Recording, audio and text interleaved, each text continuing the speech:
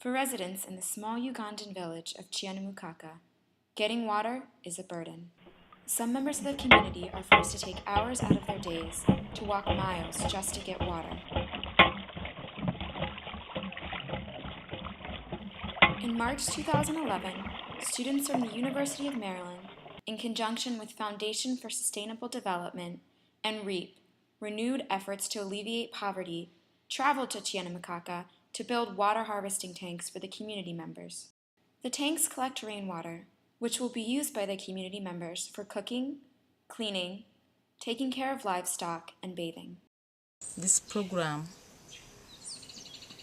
of water harvesting is very important in our community.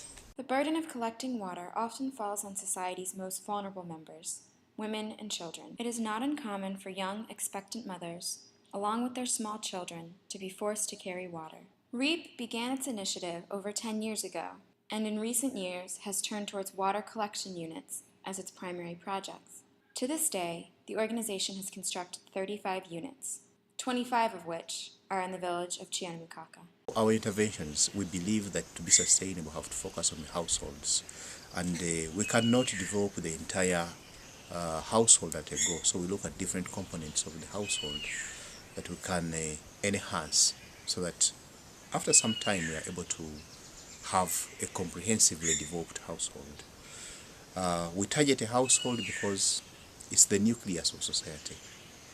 Everything that everything that can cause a spillover effect has to begin from the household.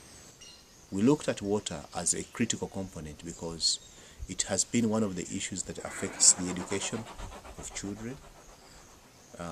This community where we work, the water sources are very far, and that makes it difficult for the children to have enough time to read their books.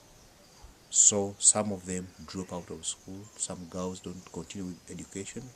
Due to a number of cases, they go out to the water sources very late, and they become vulnerable or prone to sexual abuse and exploitation during the time they are there at the wells or water sources. What we thought we could do, and given the resources we had, we thought that it was important to find partnerships with different organizations.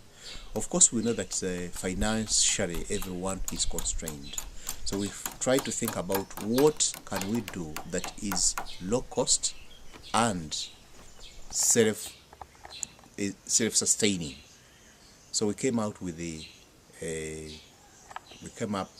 intervention on construction of low-cost water harvesting facilities. Water tanks that we are making are 8,000 liters of water. It can last without getting big repairs. It can last for up to 7 years or 8 years. When the rains are good, whichever amount of water they remove from the tank is replaced a day after. The need is so huge, and the capacity to reach everyone is limited a bit. But what we appreciate is that there is a call for replication. People wanting to replicate on their own costs. And that is the value that we treasure. And we feel that this is very important for this program.